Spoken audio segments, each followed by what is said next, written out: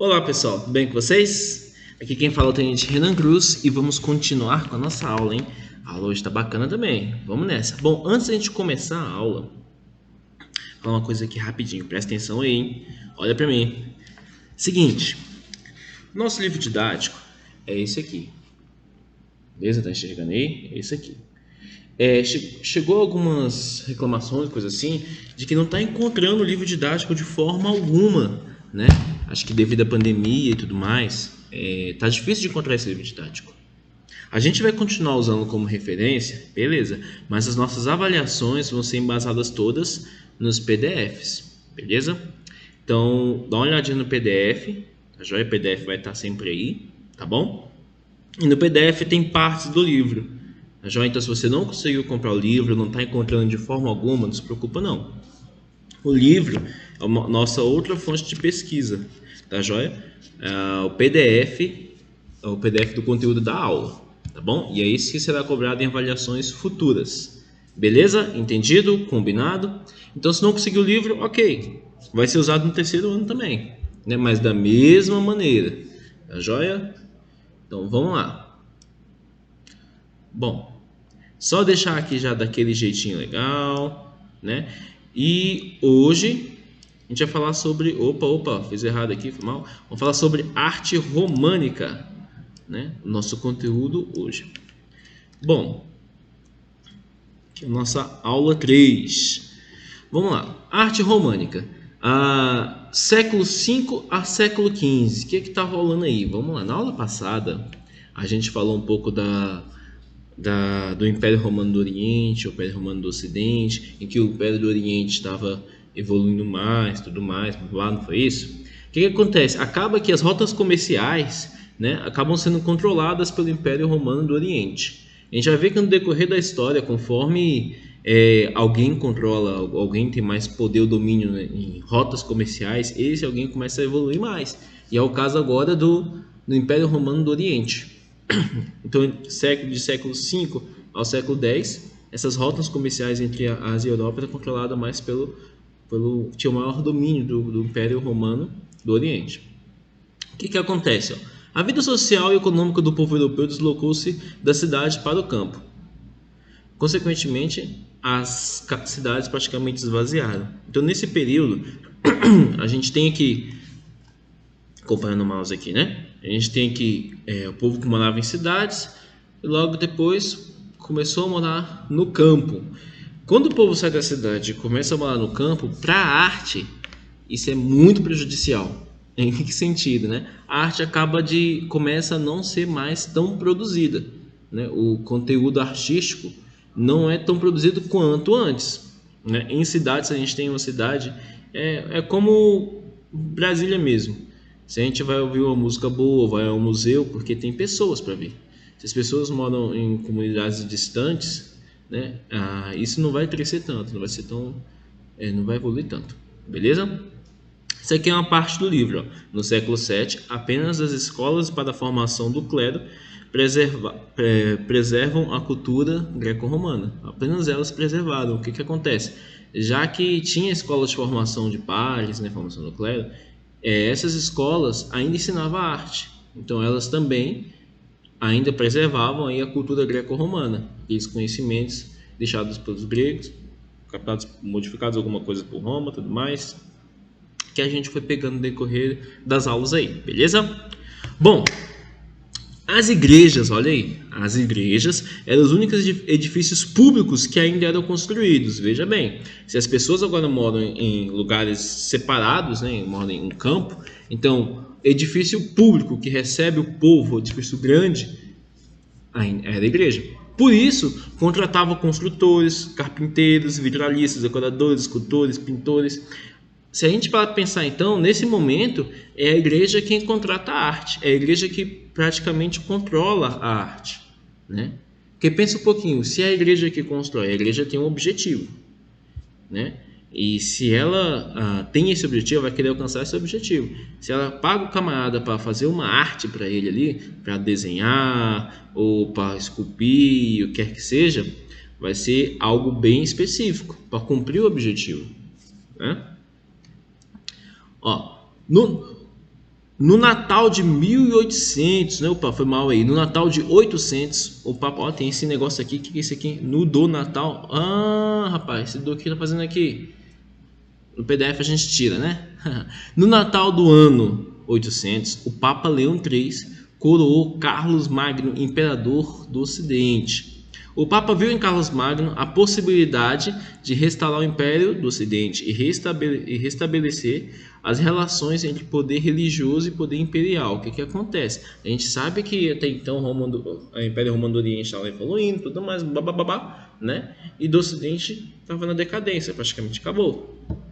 E aí, o Papa Bisiladão viu em Carlos Magno a possibilidade de unir esses dois poderes no Ocidente novamente. Né? Por que o Papa viu em Carlos Magno? Olha só que interessante. No livro de vocês mesmo aqui, ó.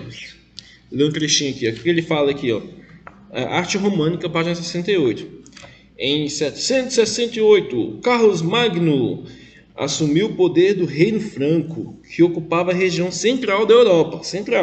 Sob sua liderança, o Reino Franco expandiu-se e chegou a abranger toda a Europa Central e Ocidente, quase reconstituindo o território do Império Romano do Ocidente. Ou seja, quase reconstituindo o território todo do Império Romano do Ocidente. Então esse camarada começou ali no Reino Franco, né? Então o Papa viu que o cara, né, conseguiu conquistar um monte de coisa aí e tal, o cara bisuladão. Pô, se unir o religioso com o poder imperial, a gente tem um grande poder novamente. E aí o Papa foi isso que ele fez. Coroou o camarada como imperador do Ocidente, porque até então o papado que mandava ali.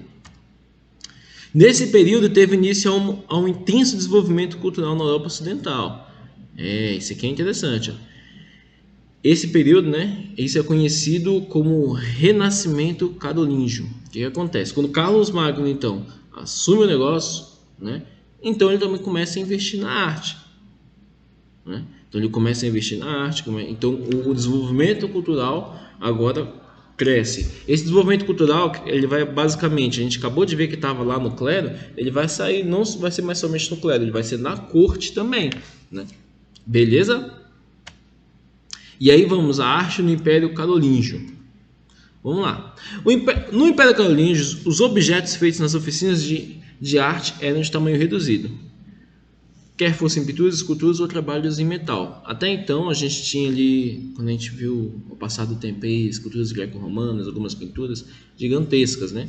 Agora, ao momento, coisa detalhada, reduzida, beleza? Nada tão grande não. Só que o que acontece? Em 814, Carlos Magno morreu. Puf! O cara morreu. Então, as atividades culturais na corte começam a perder força, né? Só que é o cara que levava a bandeira da cultura, diremos assim, perde força e começa a voltar, então, para o clero novamente, tá bom? Então, como fala aqui, ó, as atividades culturais perdem força na corte e retomam para os mosteiros, onde a ilustração de manuscritos foram as atividades artísticas mais importantes desenvolvidas. Então, assim, ao retornar para os mosteiros, né, a gente tem aí que as coisas continuam reduzidas. A ideia de fazer coisa reduzida, né? Mas a gente tem que o manuscrito e as atividades. Então a gente tem aqui, ó, manuscrito, né? Ilustração em manuscrito, né? A gente tem aqui Nascimento de Cristo e tal, essa criança. A criança é representada como um adulto pequeno, né? Aqui ainda é como se fosse quase um adulto mesmo. É interessante que acho que a gente já falou disso também, acho que a gente já comentou isso, né? Que em Troia, por exemplo, período medieval, a criança era de fato, desde Troia, né? Até período medieval, a criança era de fato um ser, diremos assim, um adulto, considerado como adulto, né? Muito doido isso. E aqui são ilustrações, né? A gente tem o texto, o manuscrito da joia, aqui, Jesus Cristo representado aqui. Beleza? Então o foco da arte nesse momento é nos manuscritos, ilustrações, manuscritos, é uma arte pequena. No entanto, já falando de arquitetura, ó, as obras arquitetônicas do século XI e XII passaram a ser conhecidas pelo nome românico. né? O que acontece? Essas obras, ela, como fala aqui, ó, são semelhantes aos construções dos antigos romanos, ok? Ou seja, são grandes, são fortalezas, diremos assim, né? E aí, a gente viu na aula passada, aula retrasada, não lembro direito, o uso de abóbada de berço e abóbada de aresta, né? Então, quando a gente fala de arte românica, né, a gente fala de referência à arquitetura romana, a gente tem a abóbada de berço e a abóbada de aresta. Vocês lembram lá que lá nos templos gregos era um monte de pilastro, e pilastro de sustentação era um monte de pilastro de sustentação, e aí reduzia o espaço de movimento.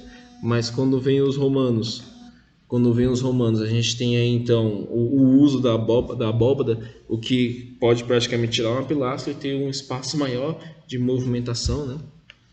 Isso por causa dos etruscos, né?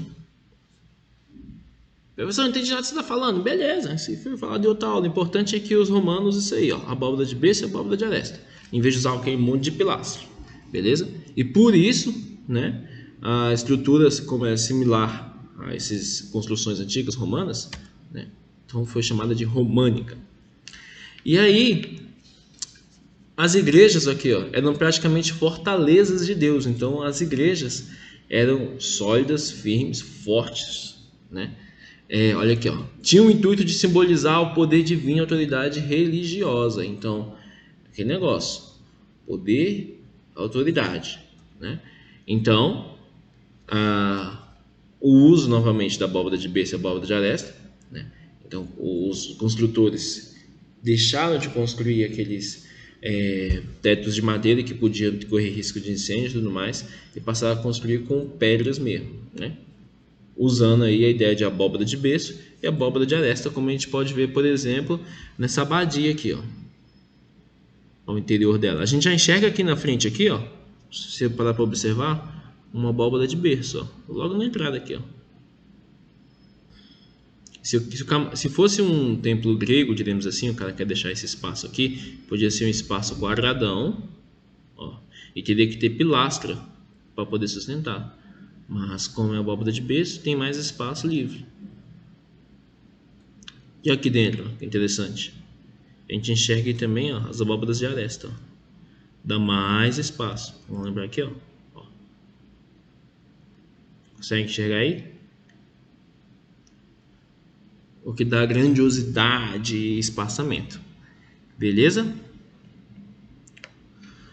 Bom, em uma época em que poucas pessoas sabiam ler, a Igreja Católica recorria à pintura e à escultura para narrar histórias bíblicas e transmitir valores religiosos aos fiéis. Também parte retirada do livro, né? Mas se a gente se coloca bem no contexto, a gente sabe que ainda hoje tem muita gente que não sabe ler e escrever. Naquele período, então a arte ela vinha para contar a história. A arte de fato conta a história do povo, né?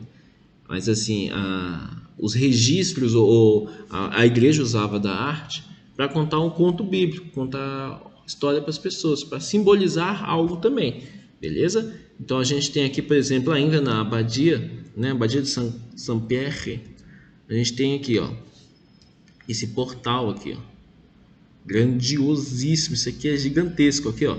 Esse portal tem um diâmetro de 5,68 metros, representa Cristo em majestade, né? Então tem aqui Cristo em majestade. Bom, tímpano é esse negocinho aqui, ó. Coloquei escrito aqui, tímpano é esse negocinho aqui. É engraçado que instrumento de música também é um tímpano, né? Depois, quando a gente tiver oportunidade, falar de mais para frente, quando falar de música de período neoclássico ou barroco ali, aí talvez a gente consiga colocar alguma coisa de música aí, né? A gente vai ver aí o surgimento de orquestras, né?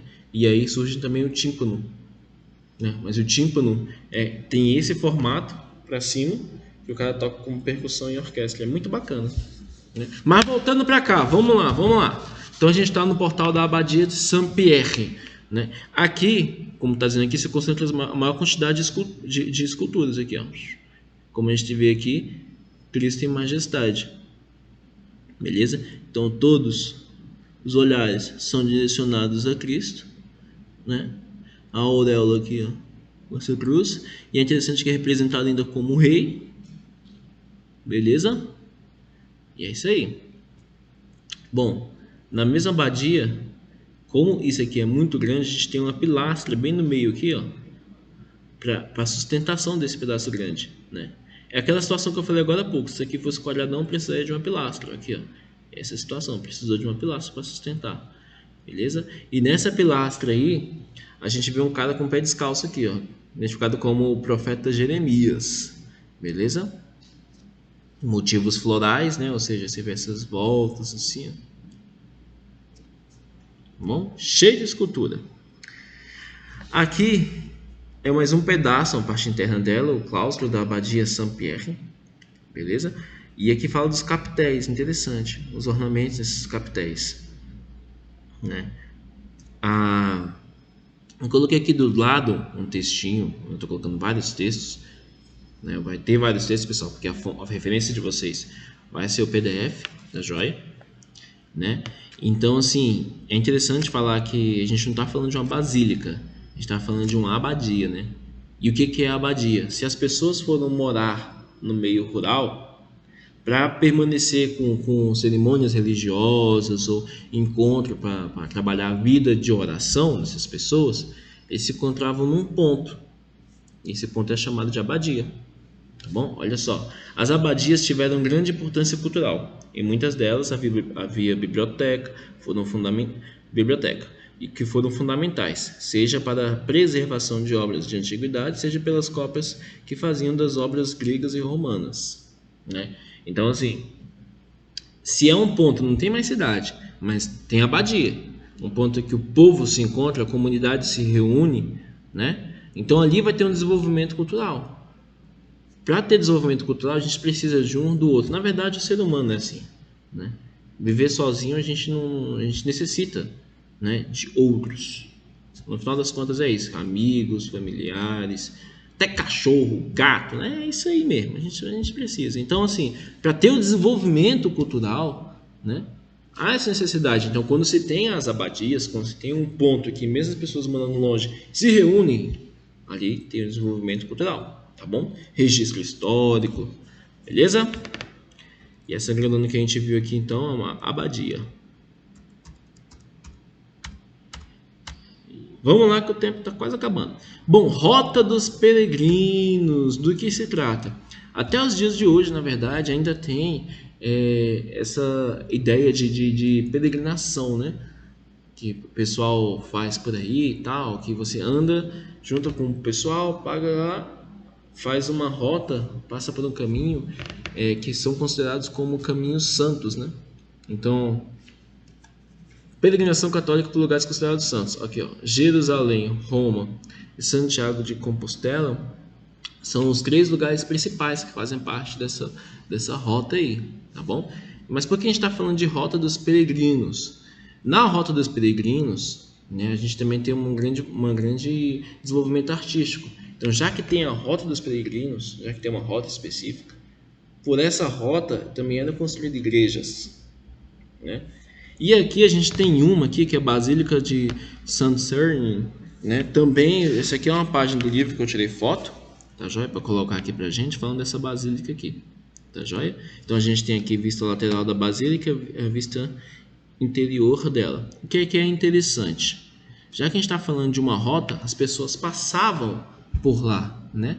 Então, ó, para garantir o silêncio durante o ofício religioso e facilitar a visita dos peregrinos às relíquias locais, né? Ou seja, às vezes estava ocorrendo um culto religioso ali, né? E as pessoas, turista toda hora, né? Turista não tem jeito, turista quer conhecer, novidade vai conhecer. Então o que a Basílica fez?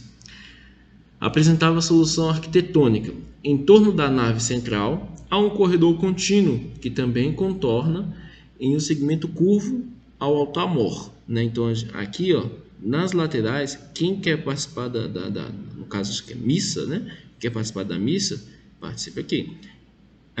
Aos peregrinos podem passar nas laterais aqui, ó, espaço para caminhar nas laterais, tá bom?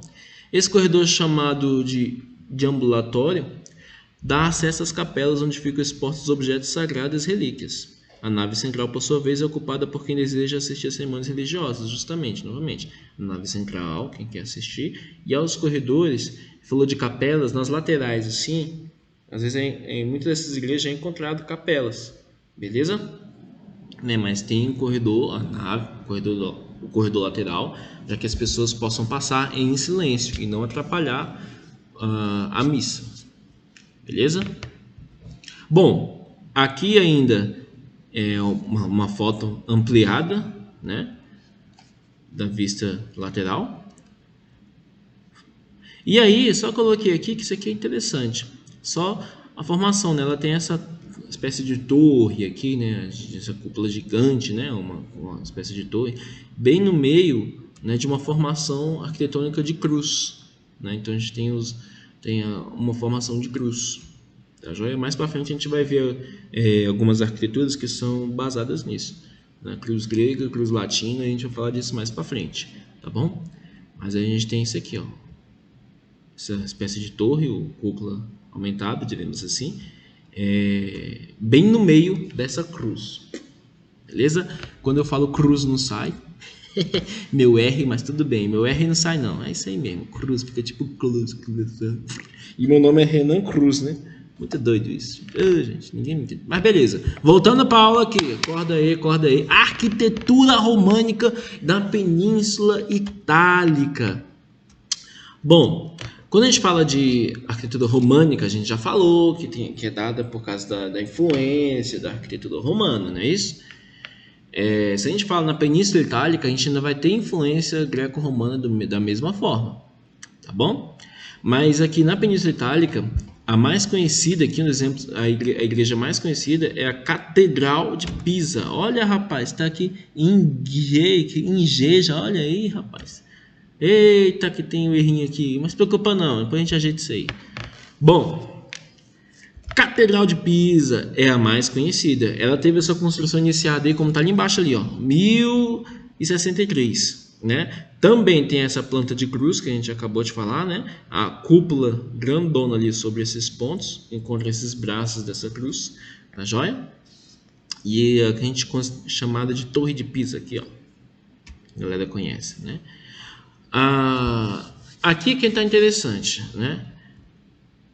Como está falando aqui, ó, era costume, né, a gente ter o campanário e o batistério separados dentro da igreja. Né? O que é campanário e batistério? Vamos lá. Ó. Batistério, capela que se encontra a pia batismal, onde se realiza cerimônias de batismo. Hoje em dia, dentro das igrejas, você às vezes tem um canto separado para isso, mas até então era construção separada, tá joia? Então aqui está o batistério dessa batistéria de Pisa, beleza? E aqui está o campanário, né? Coloquei aqui, ó, muitas vezes chamado de Torre de Pisa, né? Que acabou por ficar torta por causa do terreno que cedeu, né? Então a gente tem construções, tem os arquitetos, tal, engenheiros que trabalham de modo a deixá-la torta mesmo. Tem como arrumar e desempenar, deixar retinha? Tem, mas ficou muito mais interessante torta, né? Então deixa torta mesmo, beleza? Então o campanário, que é justamente o que a gente conhece como Torre de Pisa, é o lugar onde tem os sinos, né, onde se tocavam os sinos da igreja. Então você tem aquela igreja no formato, né, novamente, de cruz, você tem separado o campanário e o batistério. Né? O batistério é o local onde corre batismo, pia batismal, campanário, né, o local onde a gente tem aí os sinos, né, a gente conhece como Torre de Pisa. Beleza? Se eu não me engano, campanas, depois eu vou olhar isso aí. Tem instrumento musical antigo, campanas, né? Mas beleza. Bom, aqui é interessante também. Na Espanha, quando ela estava sob o domínio muçulmano, né, teve um grande desenvolvimento também arquitetônico ali, beleza?